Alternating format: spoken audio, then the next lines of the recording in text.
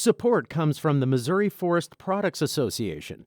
Missouri produces wood pallets, railroad ties, white oak barrels, hardwood floors, and more. Details on the variety of products made in the state are at choosewood.com. It's Wednesday, August 25th. This is The Gateway. I'm Wayne Pratt. Missouri is home to two Chinese dishes that you can't really find anywhere else: the St. Paul sandwich and Springfield cashew chicken. When I make one, I have to make like multiple, because then everyone else is like, yeah, you know what, that sounds great. In just a few minutes, we'll report on how Missouri's immigrants invented two Chinese dishes. Missouri's Attorney General has filed a reverse class action lawsuit against school districts that have implemented mask mandates.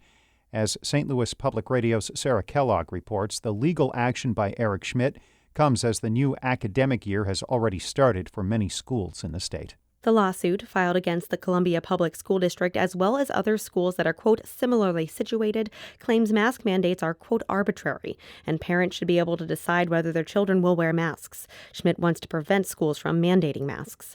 Robert Gatter, professor of law at St. Louis University School of Law, says while he believes the lawsuit is unlikely to succeed, in the meantime, it could cause complications for school districts who do have mask mandates. It creates doubt and uncertainty, which then seems to kick it back to individual parents who are making decisions without the certainty of the law being settled. Schmitt's suit is just his latest action over masking in the state. The Attorney General's office has filed lawsuits against Kansas City, St. Louis, and St. Louis County over their mask mandates. I'm Sarah Kellogg, St. Louis Public Radio. President Joe Biden calls that lawsuit, quote, completely unacceptable, and the White House will try to stop it. The St. Louis Public School District will require all employees to be vaccinated against coronavirus. As St. Louis Public Radio's Kendall Crawford reports, the decision follows the Food and Drug Administration's full approval of the Pfizer vaccine. At a meeting last night, board members voted unanimously to require teachers and staff to be fully vaccinated by October 15th.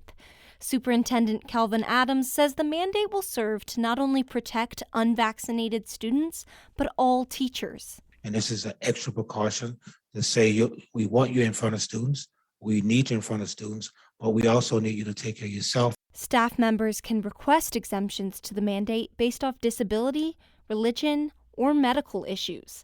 The union that represents teachers in the district came out in strong support of the mandate. So far, the district estimates 88% of all teachers have already been vaccinated. I'm Kendall Crawford, St. Louis Public Radio.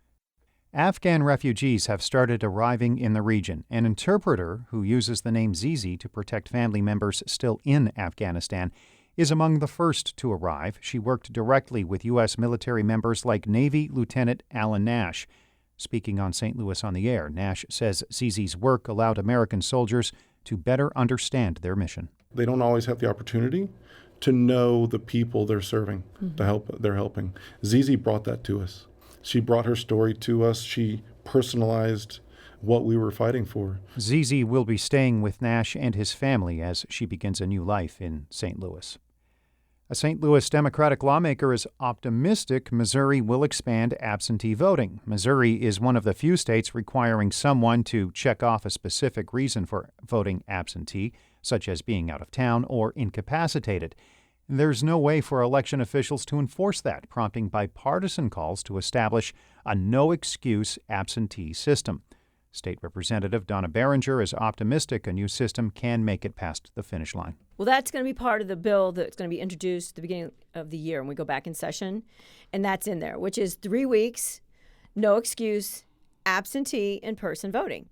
I don't think we're going to have a problem with that. It may be what else is inside of there. Behringer was a guest on Politically Speaking, and that episode is posted at stlpr.org.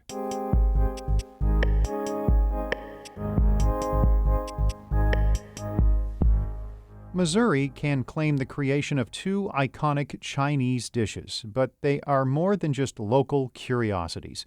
Behind each is an immigrant chef who cooked to survive and then changed Missouri cuisine. From the new podcast Hungry for Mo, producer Mackenzie Martin reports on the creation of the St. Paul sandwich and Springfield-style cashew chicken. Chef Quy Tran and his family immigrated to the United States from Vietnam as refugees of war. When they arrived in St. Louis in the early 1980s, there wasn't a single Vietnamese restaurant, but there were Chinese restaurants, which you would see advertised as chop sueys. At that time, my mother figured out, well, we're going to do Chinese food because that's what's selling. And nearly all of the Chinese restaurants in the city sold this one specific dish, the St. Paul sandwich, which is basically a hot, crispy egg foo young patty that's slathered in creamy mayo and topped with pickles, lettuce, and tomato, all between two soft slices of white bread. We knew we just needed to put it on the menu because it was at other chop sueys. And so, usually with Asians, it's just kind of like, oh, this works, let's try it. According to the most popular theory, the St. Paul sandwich was invented in the 1940s by Stephen Yen, owner of the Park Chop Suey restaurant in St. Louis. His idea was to create something unique yet familiar, in hopes that it would bring more Americans, in this case Missourians, into his restaurant. And he named the dish after his hometown of St. Paul, Minnesota. This was during a time of enormous anti-Asian racism, so most Americans were unaccustomed to and suspicious of Asian cuisine. Journalist Jennifer A. Lee says this is actually the origin story of a lot of popular Chinese American dishes we love today. Beef and broccoli, General Tso's chicken. It tells the story of, immigrants who arrived in a new place and cooked to survive. These culinary innovations started out as smart business tactics, but they came to be so popular that they now help define their local food scenes. I love the fact it took off in Missouri. Like, that to me says so much about Missouri.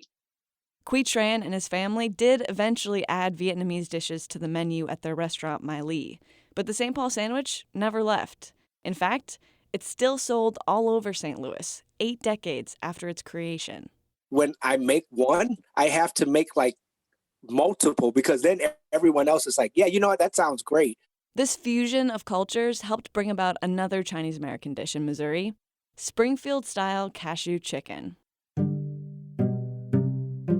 Unlike the version you'll find across the U.S., Springfield-style cashew chicken features pieces of chicken that have been breaded, fried, and covered in brown gravy.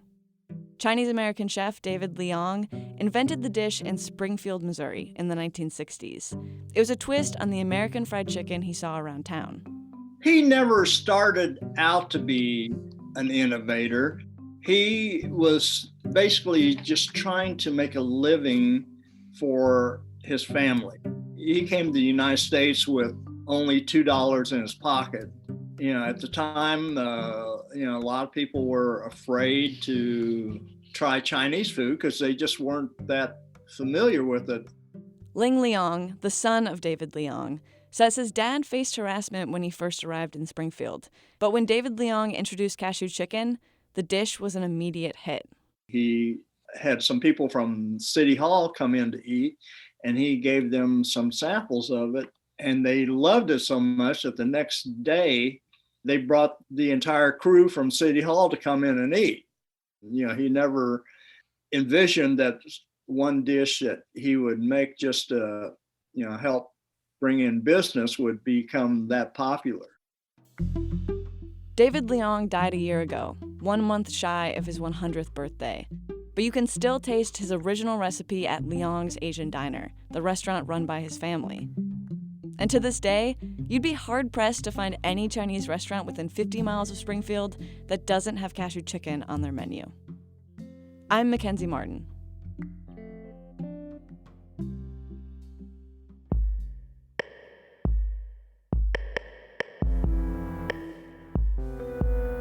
Martin is a producer for the Hungry for Mo podcast from KCUR in Kansas City. Episodes are posted at kcur.org/hungry.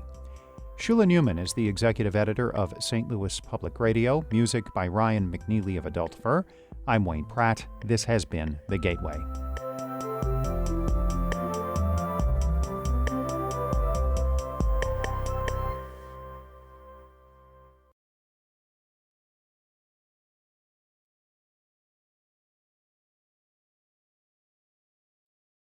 Support comes from the Missouri Forest Products Association, committed to conservation and careful management of the state's forests to make them more resilient and better habitats for wildlife. ChooseWood.com.